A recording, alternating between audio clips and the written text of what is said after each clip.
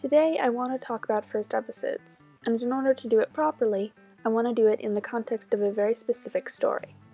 The story in question is a medieval fantasy story with some basis in our own history that has been altered to make it more fantastic.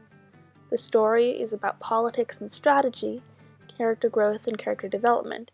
It follows a teenage boy who gets thrown into his country's time of chaos and finds that it is his job to fix things. But he's not simply a passenger. He has his own goals and his own dreams, and over the course of the story he gathers around him friends, followers, and companions who want to see him make those dreams a reality. Now, my question for you is, what anime have I just been describing? The 77 episodes of the 2012-2013 anime Kingdom, the 33 episodes of the 2015-2016 anime The Heroic Legend of Arslan, or the ongoing 2017 anime Altiar, A Record of Battle? The answer is actually all three. The fact that these three anime are so incredibly similar in their plots and overarching themes means that a meaningful comparison can be successfully made between them. And all of that is built up to say, welcome, welcome one and all, I am Coriander Stone, and today I'll be talking about what makes a good first episode, and what doesn't. One quick note before I begin, Altair, A Record of Battle is a story that I'm enjoying watching. It's interesting and intriguing, and I look forward to seeing it all the way through to the end. That said, I'm about to put its first episode through the cheese grater. So what's the purpose of a first episode anyway? Well, simple. A first episode has one real purpose, and that is to get the audience to watch episode 2. Because it doesn't matter what you have to say or what you have to sell in an anime if no one's going to stick around long enough to find out. So that said, as far as I can tell, there are 3 ways that anime go about this. 1. Connection. Building connection between the characters and the audience by developing the characters. 2. Context and interest, also known as world building. By allowing the audience to understand the world they're being thrown into, they have a chance to become interested in it. 3. Curiosity. As long as you can make your audience curious, it doesn't matter how good the rest of the episode is. Because as long as the episode succeeds in making the audience curious, they'll come back just to satisfy that curiosity. Some episodes, like the first episode of Fullmetal Alchemist 03, use all 3 tricks. It spent enough time with Ed and his personality to get the audience to care about him as a character.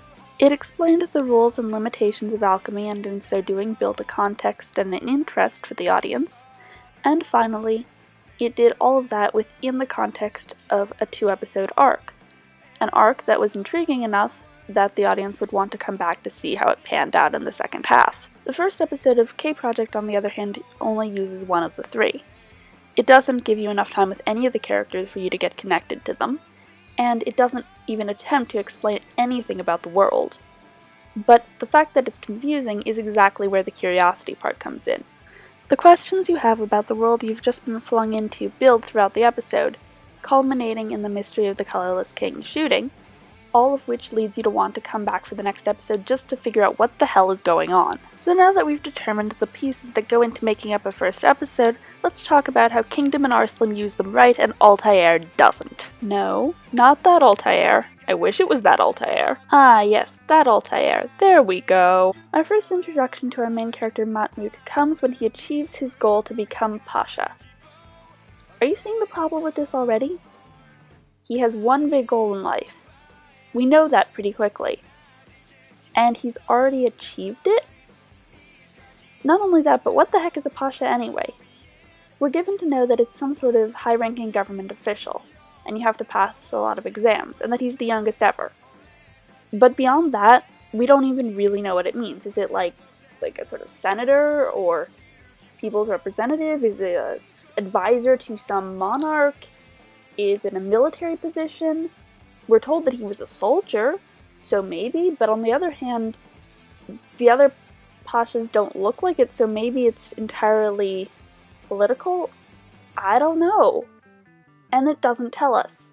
So not only has he achieved a dream, but we can't share in that dream in any way, already creating a void between the audience and the character. From there we move to the introduction of some secondary characters, I think. I don't know if they're important or not. They're not given enough weight or character growth, even within the short span of the episode, to make me even remember their names, let alone know if they're important to the main character or not. Librahime is maybe an old friend, maybe a close friend, maybe an acquaintance. They don't spend enough time on his relationship with Matmut to be able to see if there's any strength behind that relationship. And Shara is a new character to Matmut as well as to us, so of course their relationship doesn't matter at all, at least as yet. Then we get the scene that bothers me the most out of this episode. The moment when Matmut comes home to find Shara on his bed with his book of poetry and tells her to leave. She says that she can't because it's too dangerous to go out by herself. He grudgingly agrees and allows her to stay the night while sleeping on the roof himself. There are so many problems with this. For starters, why doesn't he just walk her home? Like seriously, are you telling me this city is so dangerous that a government official can't step out his own door without being attacked? Even if it is the middle of the night, so what? And especially since later on in the episode we see some signs that Matmut has real military skill, why is it that he doesn't walk her home?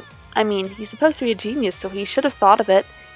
And, of course, there's the whole part where that completely undermines his strength and ability, unless this is really that dangerous of a city. Which would be fine and good and rather interesting, except that we've been given no reason to believe that, and every reason to believe that this is a peaceful and prosperous place. Not to mention the whole sleeping on the roof thing. Like, I'm sorry, but I've gotta bring physics into this. How does that slanty roof? What? Why didn't he just sleep downstairs? By the end of this whole section, which lasts for the first, about 5 minutes of the episode, we have learned that Matmut is an antisocial bookworm who used to be a soldier, and that these two other people exist. The show is called Altiar, A Record of Battle. I expect it to be filled with action, battle, and strategy. Now that doesn't mean I minded doing the slice of life thing from time to time or using that as a setup tool. Both The Heroic Legend of Arslan and Kingdom do that, but both shows do so in very different ways. In Kingdom, the first section of the episode gives us a feel of Shin and Piao's day-to-day lives. We get to know them and their dreams. We understand their relationship and their personality. We learn their goal to be the world's greatest generals, as well as the reality of their situation. We get a sense for their abilities with the blade and how much they care about one another, and we bear witness to their first meetings with Lord Changwen, meetings which are very obviously plot relevant. The majority of this is all bent around one of the 3 points I mentioned earlier, character relatability. By watching Shin and Piao play off of each other, we get a sense for each of their personalities and who they are as people, and that allows us to invest in their relationship and by extent their dreams and ambitions. In Arslan, we begin by seeing Arslan sparring with Vafriz. We get a feeling that he is a kind and gentle kid, and not particularly skilled with a blade. We also see him interacting with his father's soldiers, and get the feeling that they respect him even though he's not skilled with a blade, which says a lot about his character and personality. And then we see him interact with his parents, and we see how awful they are toward him, and you start to feel really bad for the kid. Next, you see him going to talk to the Lusitanians, which gives him this open-minded innocence that is incredibly appealing in a character, combined with the fact that you're already feeling sorry for the boy, and once again the show has already gone a long way toward building character investment. In Altair, when looking at the 3 characters who have been introduced so far, the only one we have any reason to care about is Matmut. And now going back to the whole already a pasha and not knowing what a pasha is thing. On one hand, he's already achieved his big dream, so we don't even know what his current goals are. But on the other, that big dream isn't even something we could sign up for in retrospect because, well, we don't have a friggin' clue what it is. In the other 2 shows, the dreams of the characters are very clear. Kingdom especially so. The fact that Shin and Piao want to be the world's greatest generals is basically the first thing we learn about each of them. And so, of course, it's very easy to know what these characters want, and it's a lot easier to get behind a character with a goal that you understand. Additionally, Arslan, while not having a concrete goal in the first episode, is still a character with a goal that you can get behind, because just watching him interact with the people around him, you get the distinct feeling that what he wants more than anything is to understand how to get his parents to accept him and how to be a good prince. And that's just a really good goal and really easy to get behind. Furthermore, with Matmut, we don't even know why he wants to be a pasha so damn bad. Later on in the episode, we get a few seconds of tragic backstory, enough to tell us that all of his village except for him were killed, and that a pasha saved him, and so he thinks a pasha is someone who can stop stuff like that from happening again. But what does that really mean? Did he become a pasha to change the country from the inside, a la Suzaku from Code Geass? Or maybe he's trying to just protect his land because he thinks that it's under threat. And when it comes to protect, is he trying to have offensive power so that no one in his country ever has to lose family like he did because they'll be protected? Or is he a pacifist? He seems to hate war, so maybe he doesn't want fighting, period. But then he was also a soldier, and we see him fight in the episode, so clearly he has some acceptance of violence. So what's his thing? What is he trying to do? So that will never happen again without my knowing is about as vague as you can get when it comes to character motivation, and that's really not helping his relatability quotient. Now it's about time I get to the plot of the first episode. Mahmud's country, which is not Turkey, I guess it's pronounced Turkey or Turkey. Anyway, we're gonna call it Turkey. So some of Turkey's border guards shot and killed a major bigwig from a neighboring empire. The empire is naturally seeing this as an act of war and wants to use it as an excuse to invade his country. That's a problem because Turkey's much smaller than this empire and would definitely lose. Additionally, the only other way to fix things is to send a pasha from Turkey to this empire to apologize in person and probably be beheaded. And the pasha who's elected to go is none other than the pasha who saved Mahmud when he was a child and who inspired his dream to become a pasha. In an attempt to save him, Mahmud goes on a desperate search to see if he can find evidence that the Turkey border guards weren't responsible for the death of the bigwig, and that responsibility lies with someone within the empire who's trying to start a war. Now this right here is a solid plot. The problem is we have like half an episode left, and so rather than having any suspense or tension, it gets rushed through at such a pace that Mahmud is looking for a little montage and about, a minute of screen time at most, before finding the evidence he needs, which therefore kills all of the tension that an arc like this should have. And since that piece of plotline resolves itself so quickly, we've basically killed the curiosity hook.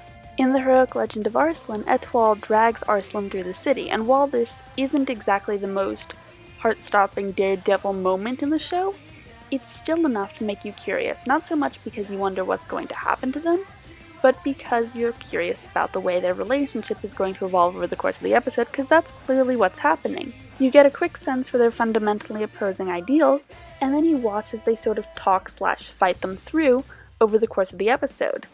And all of that is mixed in with some good old-fashioned chase scenes, and some really fun shots of Etoile dragging Arslan all over the city, as well as some good humor. Kingdom, however, does an even better job with the plot twist thing. Also, it's probably pretty clear by now, but I love both the heroic legend of Arslan and Kingdom's first episodes. I think they're great examples of good first episodes, and in spite of that, I'm going to go ahead and spoil them. So, Kingdom's first episode, plot twists. This is a show that doesn't have that many plot twists, especially game-changing ones, but 2 of them come in the first episode, and they're both really well executed. Piao's death halfway through the episode, while something you could technically see coming if you really looked, was still shocking enough to be a real game changer and to get you really invested in wanting to know where the heck this show is going now, destroying the audience's expectations for the series and throwing it off in a way that you can't help but be curious about. And then if that wasn't curiosity building enough for you, before his death, Piao tells Shin to go to a certain place. Shin does, and what does he find? But Piao. The episode ends on that moment, and it's an incredibly good plot twist because you don't know yet if Kingdom is a series with magic in it or not, so you can't be sure if this is a doppelganger, which one's the real Piao. Regardless of the crummy animation, you're virtually guaranteed to come back for the next episode just because you want to know what the heck is going on. And that's what I mean about the curiosity factor. A thing that Altiar basically kills when it kills what could easily have been a 2 or 3 episode arc by stuffing it into half of an episode. Now, both Arslan and Altiar have a "there will be a war" tease at the end of the first episode, and honestly, neither of them do that much to get me hooked for the next one, but in Arslan's case it really doesn't matter because I'm already so invested in Arslan's character that I want to come back just to see more of him, as well as already being invested in the complex politics of the region since we've already had a great explanation of them, courtesy of his arguing with Etoile. To sum up, Kingdom's first episode left me with jaw-dropping plot twists and a need for more. Arslan's first episode left me with a feeling of great characters and fabulous world building. And Altiar's first episode just left me rather annoyed. So I hope this video helped you get a feel for what does and doesn't make a great first episode. If you found this informative or enjoyable at all, please like and subscribe to let me know or leave a comment to give me a feel for your thoughts on the matter. This is Coriander Stone, and I thank you for watching.